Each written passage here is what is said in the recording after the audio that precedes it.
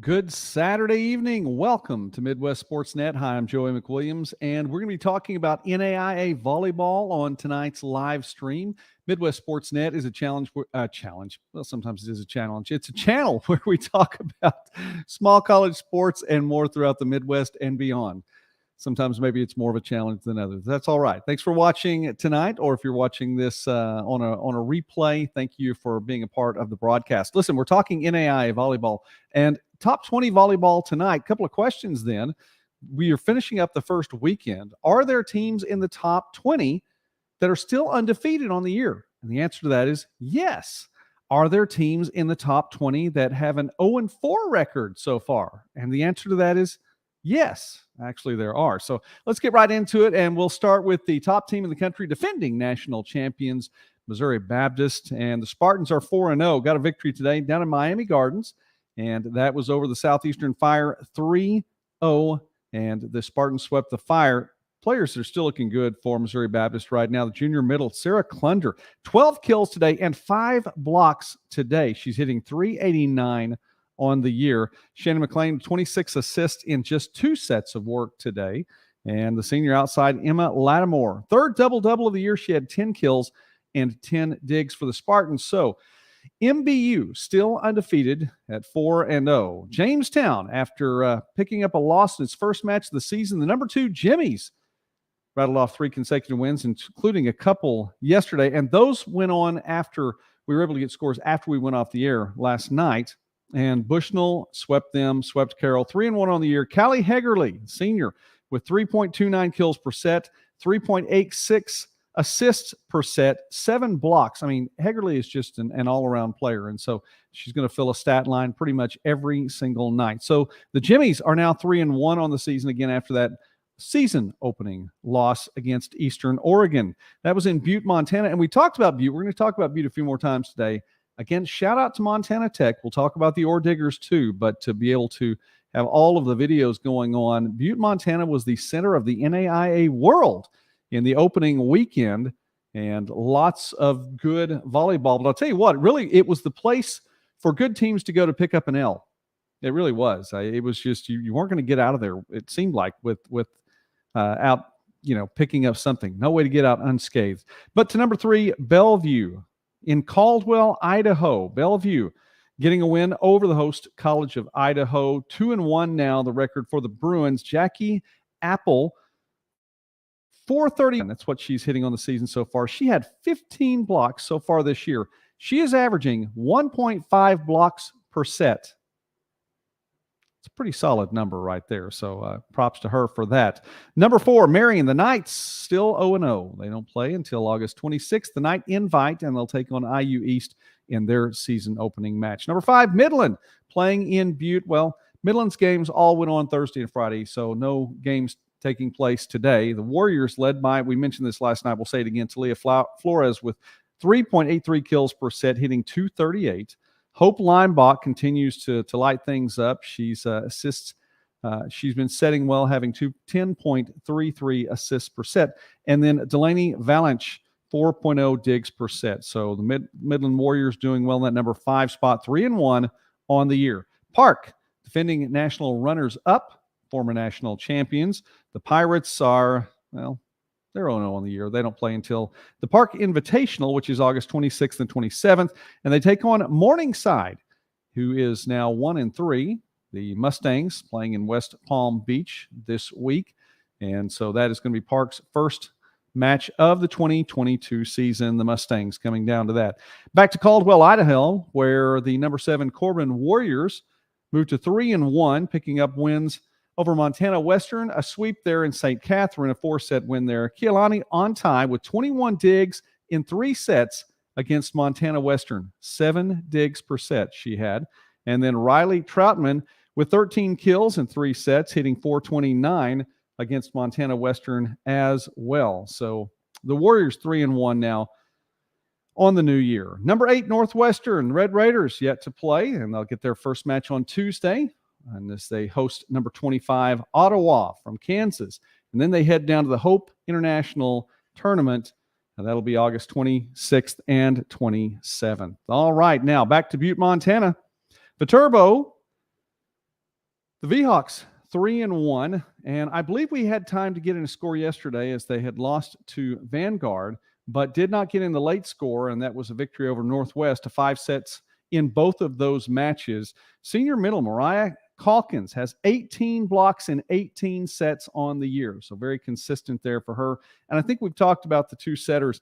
Lauren Sabaski, 5.67 assists per set, and Maddie Connor with 4.0 assists per set.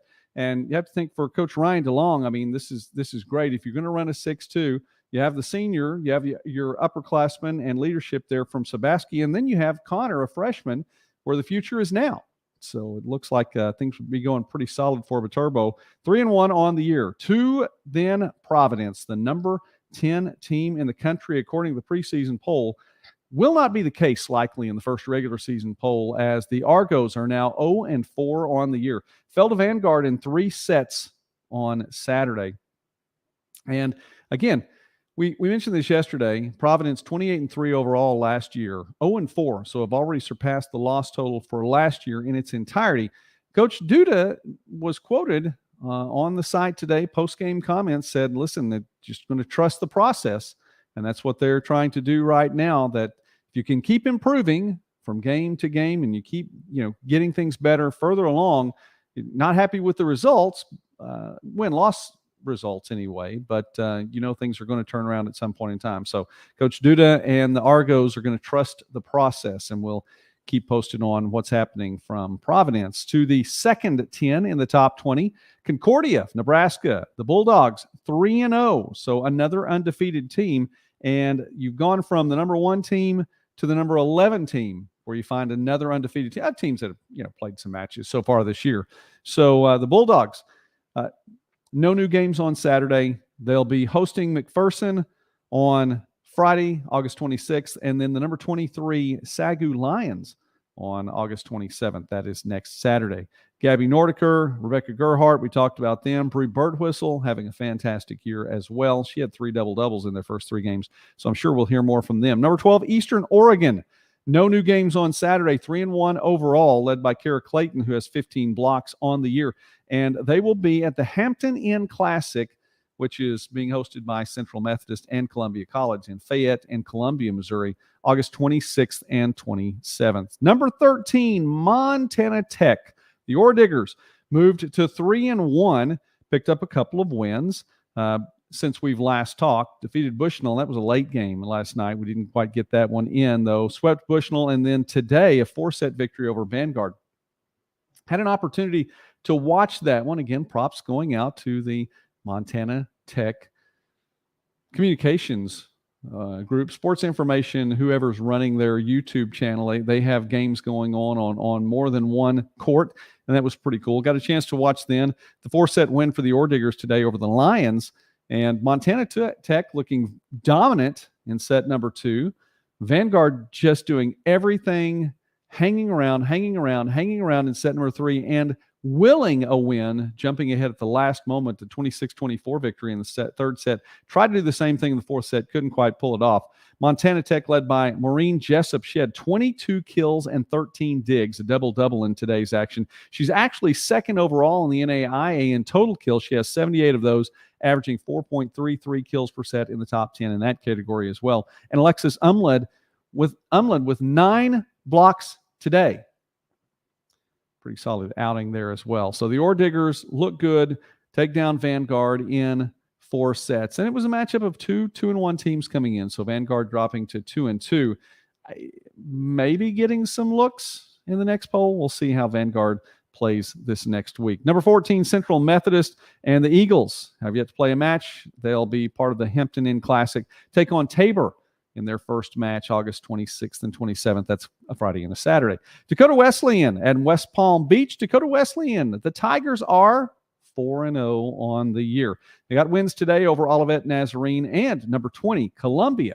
5-set win there, winning 15-9 in the 5th set. Addie Dwight, 21 kills and 9 blocks against Columbia College. 18 kills against Olivet Nazarene. So 39 kills on the day in 8 sets. Pretty good day for Addie Dwight. She does a great job, nearly double-double there against the number 20 team in the country. So Dakota Wesleyan at 4-0. Indiana Wesleyan hasn't played a match yet this year.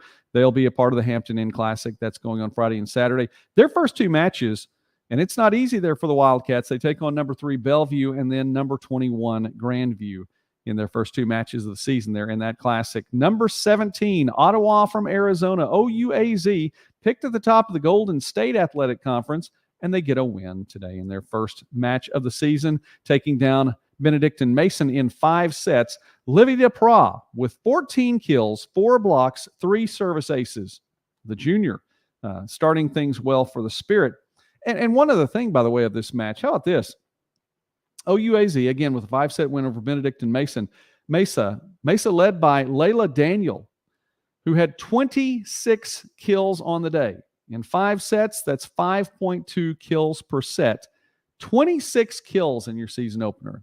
Not a bad way to start there. Number 18, back to West Palm Beach, College of St. Mary. The Flames are 4-0 on the season as well. Got wins today over number 20 Columbia and over Olivet Nazarene. A 5-setter over Columbia and then swept Olivet Nazarene. Lauren Anderson with 56 assists against Columbia, 28 more assists in the 3-set victory over Olivet Nazarene. 84 assists on the day. That is 10.5 assists per set on the day for Anderson. And how about Lexi Langley?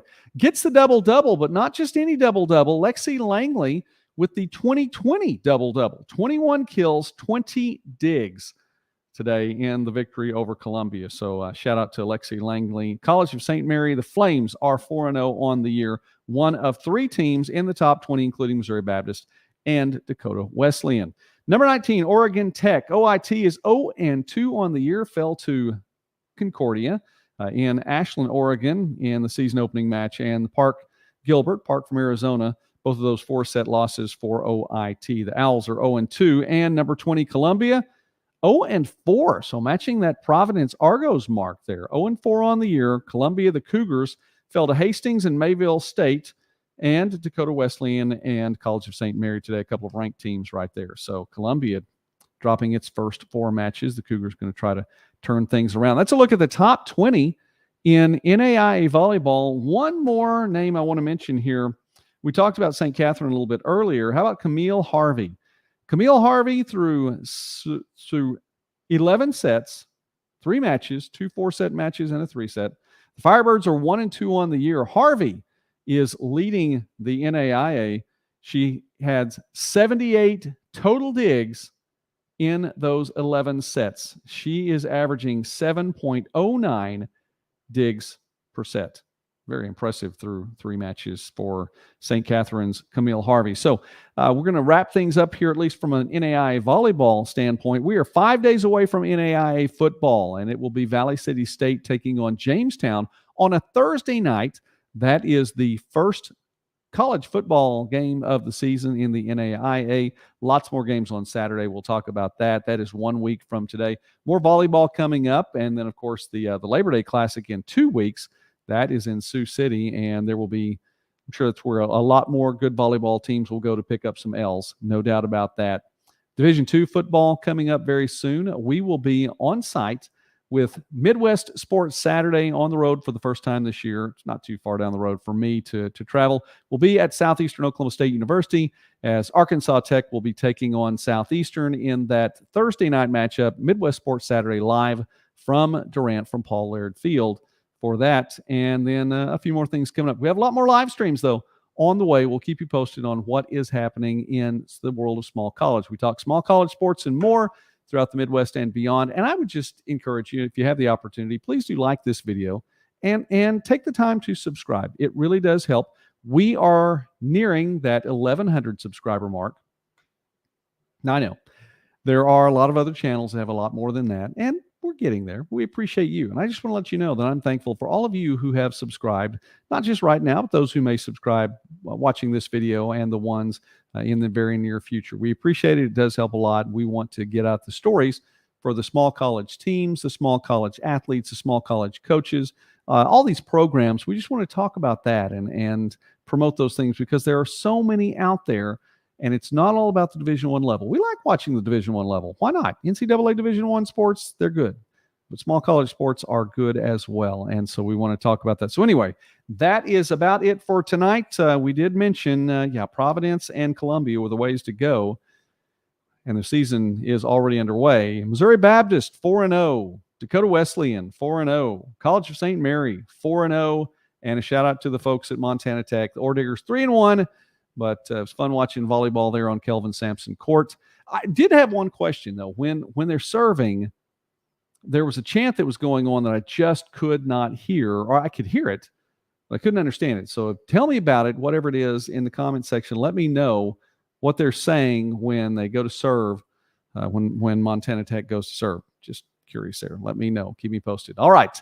I'm Joey McWilliams. Thanks for watching Midwest Sports Now tonight on the Midwest Sports Net channel. And we will be back very soon. Lots more to come in the upcoming week. God bless you and have a great night. Thanks again for watching.